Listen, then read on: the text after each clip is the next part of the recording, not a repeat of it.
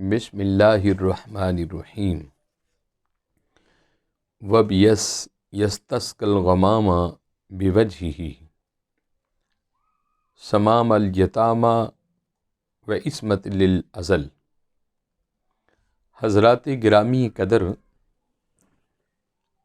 آج یوم وصال ہے۔ امیر المؤمنین امام المتقین حضرت سیدنا مولا کائنات شیر خدا مشکل کشا تاجدار حل عطا کے والد گرامی اور حضرت سید الشہداء وارث جنت جناب حسنین کریمین کے دادا جان اور خاتون جنت اور ملکہ جنت حضرت سیدنا فاطمۃ الزہرا سلام اللہ علیہا کے سسر محترم اور حضرت فاطمہ بنت اسد، جن سے میرے آقا علیہ السلام اس قدر پیار کرتے، جب آپ کا وصال ہوا تو رحمت عالم صلی اللہ علیہ وسلم ان کی لاحد میں خود اترے اور آپ لیٹ کر اپنی ماں کی قبر کو چیک کیا۔ آپ کے وجود اطہر کی برکت سے وہی جو قبر تھی وہ جنت کا ایک ٹکڑا بن گیا تھا۔ تو وہ سیدہ حضرت فاطمہ بنت اسد کے سر کے تاج حضرت سیدنا ابو طالب،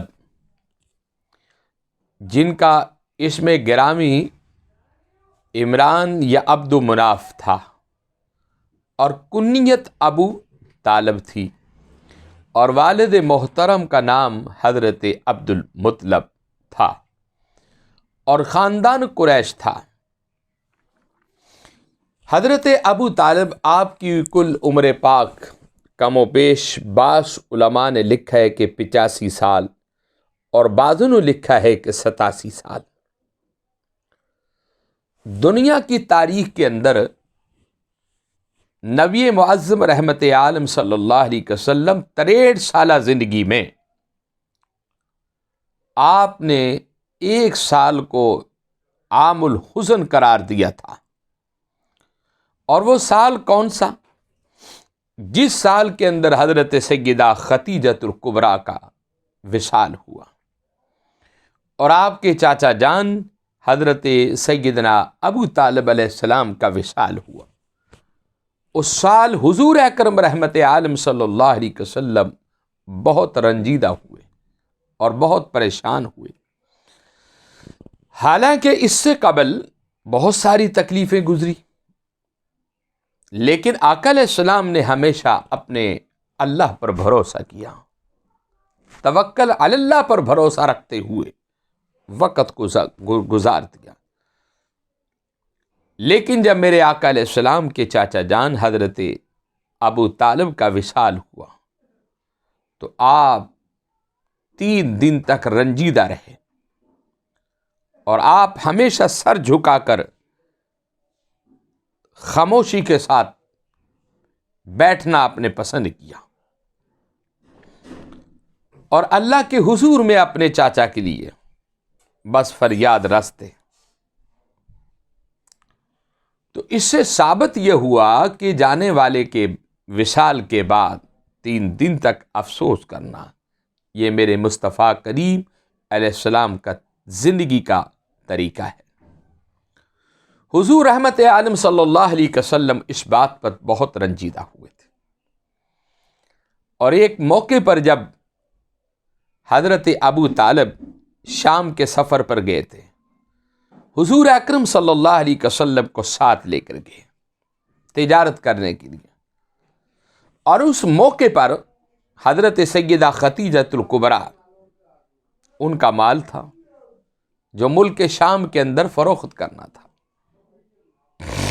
تو میرے آقا علیہ السلام اس شام کے سفر میں ساتھ تشریف لے کے حضرت سیدہ خدیجۃ الکبریٰ کا ایک غلام تھا. وہ غلام کہتا ہے کہ جب رسول معظم مکہ کی پہاڑیوں سے گزرنے لگے اور شام تک کوئی پہاڑی ایسی نہیں تھی اور کوئی پتھر ایسا نہیں تھا جو پتھر مصطفیٰ کریم کو دیکھ کر آپ پر سلام نہ پڑھ رہا ہو. یہ میرے مصطفیٰ کا مقام ہے. اور وہ پتھر اور پہاڑ پڑھتے بھی کیوں نہ. میرے آقا فقط انسانوں کے نبی تو نہیں تھے، کائنات کے ذرے ذرے کے حضور تو نبی تھے. پہاڑوں کے نبی تھے، درندوں کے نبی تھے، پرندوں کے نبی تھے، چوپایوں کے نبی تھے، کائنات کے ذرے ذرے کے نبی تھے حضور. مشرق سے لے کے مغرب تک، شمال سے لے کے جنوب تک، کائنات کا ذرہ ذرہ اس کے لیے حضور نبی بن کے تشریف لائے تھے. تو حضرت ابو طالب کہتے ہیں کہ جس سال حضور میرے ساتھ گئے تھے، آگے ہمیں کم و پیش 2 ماہ شام کے سفر میں ہمارا وقت گزر جاتا کہ جب مال نے فروخت ہونا تھا تو ہم نے واپس آنا تھا. لیکن جس سال حضور رحمت عالم صلی اللہ علیہ وسلم تشریف لے کے، اس سال لوگ دیکھنے کے لیے ہمیں سڑکوں پر آ گئے تھے کہ حضور علیہ السلام کا چہرہ اتنا حسین تھا. نورانی زلفوں کو دیکھنے کے لیے قوم باہر آ گئی تھی. اور حضرت ابو طالب کہتے ہیں کہ ہم نے کسی کو نہیں بلایا، لوگ خود بخود چلے آئے اور مصطفیٰ کو چہرے کو دیکھ کر خود لوگ مجھ سے پوچھتے رہے یہ مال آپ نے فروخت کرنا ہے؟ میں نے کہا کہ فروخت کرنا ہے. تو حضرت ابو طالب کہتے ہیں کہ اس سال ہمیں ڈبل نفع ملا تھا حضور کے جانے کی وجہ سے. میرے بھائیوں، حضور رحمت عالم صلی اللہ علیہ وسلم سے جو پیار کرتے ہیں، جو عشق کرتے ہیں، وہ ہمیشہ زندگی کا بھی نفع حاصل کرتے ہیں اور آخرت کا بھی انہیں نفع ملتے ہیں، اور آخرت میں بھی انہیں اچھا نفع ملے گا. ضرورت اس امر کی ہے کہ آقا علیہ السلام کی غلامی، آقا علیہ السلام کی پیروی، حضور علیہ السلام کے نقش قدم پر چلا جائے.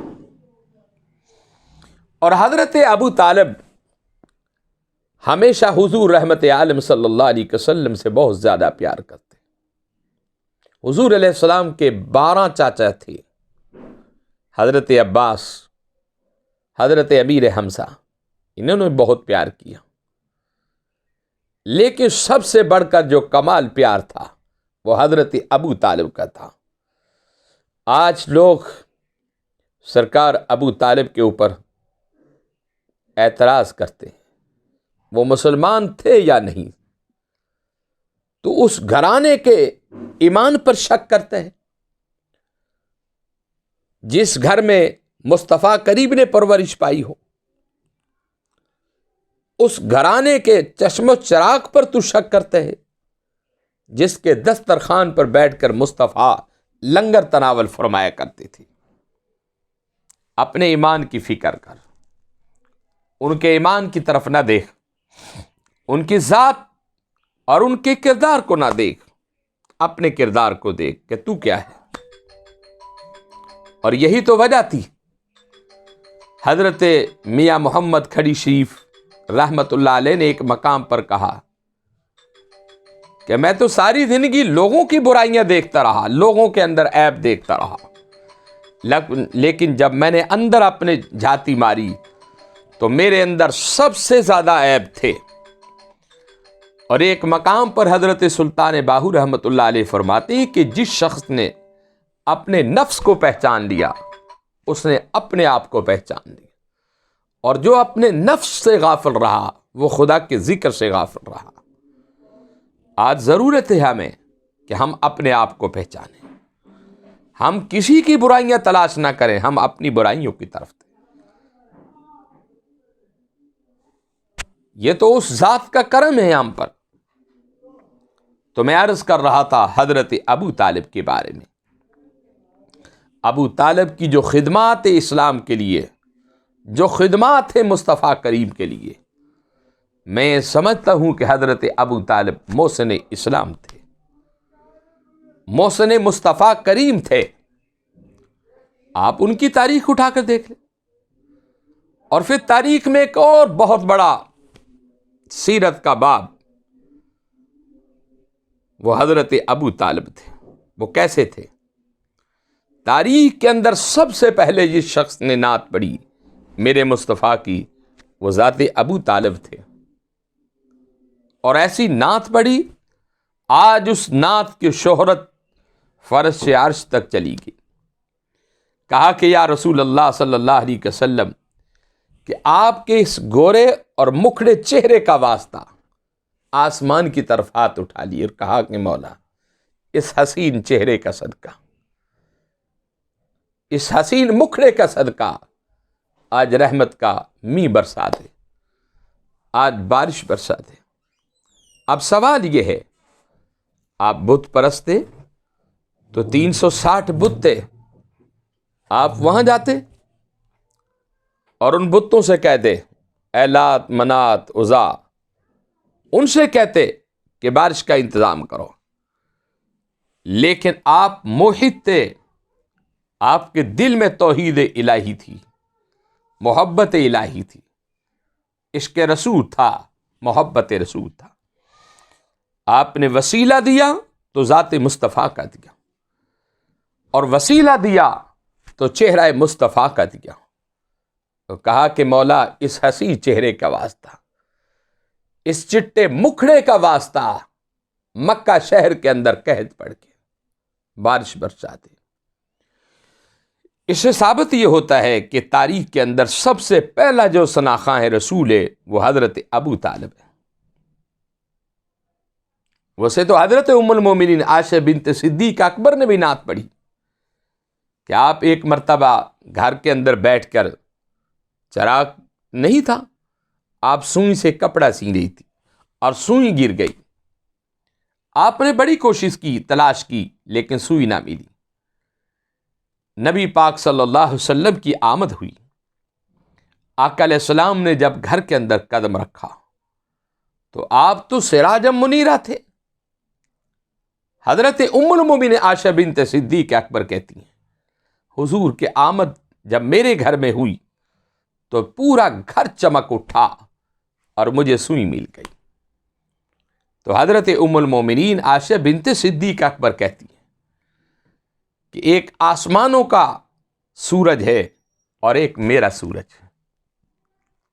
آسمان کا سورج صبح طلوع ہوتا ہے، شام کو غروب ہو جاتا ہے، لیکن میرا سورج، میرا سراج منیرہ جب سے طلوع ہوا ہے، قیامت کی صبح تک وہ طلوع ہی رہے گا۔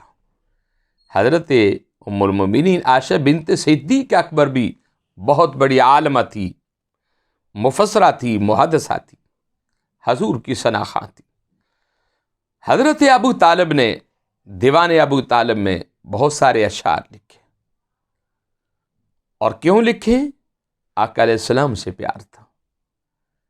آج ہمیں ضرورت ہے ہم ان ہستیوں سے پیار کریں۔ ایک حدیث رسول آپ کی خدمت میں پیش کرنا چاہتا ہوں۔ حضرت انس رضی اللہ تعالیٰ عنہ کہتے کہ میں حضور کے ساتھ ہمیشہ رہا، اور 10 سال میں حضور کے ساتھ رہا، لیکن کبھی حضور نے مجھے اف نہیں کہا۔ یہ خلق مصطفیٰ کی شان ہے، کبھی اف نہیں کہا، بطور خادم رہا۔ آپ کہتے ہیں کہ حضور علیہ الصلاۃ والسلام کے پاس ایک رومال ہوا کرتا تھا، جب وہ رومال میلا ہو جاتا حضور مجھے فرماتے کہ جاؤ اسے دھو کر لاؤ۔ ایک مرتبہ آقا علیہ السلام نے مجھے وہ رومال عنایت کیا اور فرمایا کہ اسے دھو دو۔ جب میں دھونے کے لیے گیا تو آقا علیہ السلام کا خیال تھا کہ مجھے جلدی مل جائے اور یہ رومال جلدی خشک ہو جائے، تو میں نے اس رومال کو جلتے ہوئے تندور کے اوپر رکھ دیا کہ یہ خشک ہو جائے۔ جو ہماری ایک سوچ ہوتی ہے، ہمارے دل کے اندر ایک فکر ہوتا ہے، آپ کہتے ہیں کہ وہ آگ ٹھنڈی ہوگی، لیکن مصطفیٰ کریم کے رومال کے قریب نہیں آئی. رومال اسی طرح رہا، ٹھنڈا کا ٹھنڈا رہا. جب حضور اکرم رحمت عالم صلی اللہ علیہ وسلم کی خدمت میں رومال لے کر گیا اور میں نے آقا کو یہ ساری بات بتائی، تو حضور رحمت عالم صلی اللہ علیہ وسلم نے فرمایا کہ انس، تمہیں پتہ ہے کہ مصطفیٰ کریم اس سے اپنا چہرہ صاف کرتے تھے، اس سے اپنا ہاتھ صاف کرتے تھے. اس رومال اور اس کپڑے کی جو نسبت ہے وہ مصطفیٰ کے ساتھ. یہ تو دنیا کی آگ ہے، اسے جہنم کی آگ بھی نہیں چھو سکتی. اب توجہ طلب سوال یہ ہے کہ ایک کپڑا بے زبان ہے، بول نہیں سکتا، لیکن اسے مصطفیٰ نے چھوا، اس کپڑے نے مصطفیٰ کے ہاتھوں کو چھوا، چہرے کو چوما. اب وہ کپڑا دنیا کی آگ اس کے قریب نہیں جا سکتی. تو جس شہزادے کی پرورش حضرت ابو طالب نے کی، جو سرکار ابو طالب کی گود میں پلتا رہا، کیا وہ جہنم میں جائے گا؟ اور سنو، نبی معظم رحمت عالم صلی اللہ علیہ وسلم کی خدمت میں دو صحابی آئے. ان کے پاس دو پلیٹیں تھی، پلیٹ کے اندر کوئی چیز تھی. آقا کی خدمت میں پیش کی. آقا علیہ السلام نے فرمایا کہ ہاں بھائی. عرض کی کہ آقا یہ مچھلی کو 3 دن ہو گئے اور ہم اسے پکا رہے ہیں، ہمارا بالن لکڑیاں ختم ہو گئیں، لیکن یہ مچھلی جو ہے پکنے کا نام نہیں لیتی. حضور علیہ السلام نے اسے پوچھا، ہاں بھائی تو کیوں نہیں پکتی؟ آقا علیہ السلام انسانوں کے نبی تو نہیں تھے، حضور تو ان جانوروں کی بولیاں بھی سمجھتے تھے. اس مچھلی نے کہا کہ یا رسول اللہ صلی اللہ علیہ وسلم کہ میری کوئی وجہ نہیں ہے. حضور نے فرمایا کہ کیا وجہ ہے، تیرے قریب آگ کیوں نہیں آتی؟ اس مچھلی نے کہا کہ یا رسول اللہ، ایک دن میں دریا کے کنارے بیٹھی ہوئی تھی اور ایک غلام یہ پڑھ رہا تھا الصلاۃ والسلام علیک یا رسول اللہ، الصلاۃ والسلام علیک یا حبیب اللہ. بس جس دن سے میں نے اس غلام سے یہ ذکر مصطفیٰ سنا ہے، میری یہ خوراک اور میری یہ غذا بن گئی. اب میں صبح شام اس کو پڑھتی ہوں. حضور مسکرائے اور فرمانے لگے کہ بھائی اس مچھلی نے نہیں پکنا، اس کو تم آزاد کر دو. اصحاب نے کہا کہ یا رسول اللہ صلی اللہ علیہ وسلم کیا وجہ ہے؟ فرمایا کہ یہ مصطفیٰ پر درود پڑھتی ہے، یہ مصطفیٰ پر سلام پڑھتی ہے. جو شخص مصطفیٰ پر درود پڑھتا ہو اور جانور ہو وہ جنت میں جا سکتا ہے، اور جو میرے آقا علیہ السلام کی پرورش کرنے والا ہو، جس نے 3 سال شعب ابی طالب میں حضور علیہ السلام کی خدمت کی ہو اور آپ کی ڈیوٹی دی ہو، چوکیدارہ کیا ہو، پہرا دیا ہو، حضور کی خدمت میں کھڑا رہا ہو اور حضور علیہ السلام کی خدمت میں وہ کرتا رہا، کیا اس کے بارے میں تم سوچتے ہو کہ وہ جہنم میں جائے گا؟ علیاذ باللہ. میرے مصطفیٰ کریم علیہ السلام نے تو جس کو بھی ایک بار دیکھ لیا بس اس کا بیڑا پار ہو گیا. اور ہمارا عقیدہ ہے، اب دیکھیں میں آپ کو ایک اور مثال پیش کرتا ہوں. آپ نے دیکھا کہ ریاض الجنہ وہ کیا ہے؟ اسے جنت کا ٹکڑا حضور علیہ السلام نے کہا روضۃ من ریاض الجنہ، کہ یہ روزہ اور میرے ممبر کے درمیان میں جو یہ ٹکڑا ہے یہ جنت کا ٹکڑا ہے. یہ جنت کا ٹکڑا کیوں ہوا؟ یہ آسمان سے تو نہیں اترا. جنت کا ٹکڑا اس لیے ہوا کہ حضور علیہ السلام جب اپنے ازواج کے حجروں سے نکلتے تو اس جگہ سے گزرا کرتے تھے، ریاض الجنہ سے گزرا کرتے تھے اور اپنے ممبر پر تشریف لاتے، اور جب ممبر سے فارغ ہوتے پھر یہاں سے گزرتے اور ام المؤمنین کے حجروں میں تشریف لے جاتے. اب جس ٹکڑے پر حضور کا قدم لگا ہو، جس ٹکڑے نے حضور کے قدموں کو بوسے دیے ہوں، چوما ہو، وہ جنت کا ٹکڑا بن سکتا ہے. اور جس کی گود میں محبوب کھیلتا رہا ہوگا، جس کے سائے میں محبوب چلتا رہا، پرورش پاتا رہا، اسے تم کہتے ہو کہ جہنم ہے. ہمیں فکر کی ضرورت ہے کہ ہمیں ایسے مسئلوں سے اور ایسی الجھنوں سے ہمیں دور نکلنا چاہیے۔ ہم نے تو نسبت رسول کو دیکھنا ہے کہ حضرت ابو طالب کون تھے؟ وہ قریش مکہ کے بہت بڑے چشم و چراغ تھے۔ حضرت ابو طالب کے بیٹے تھے نا، بنو ہاشم کے پوتے تھے،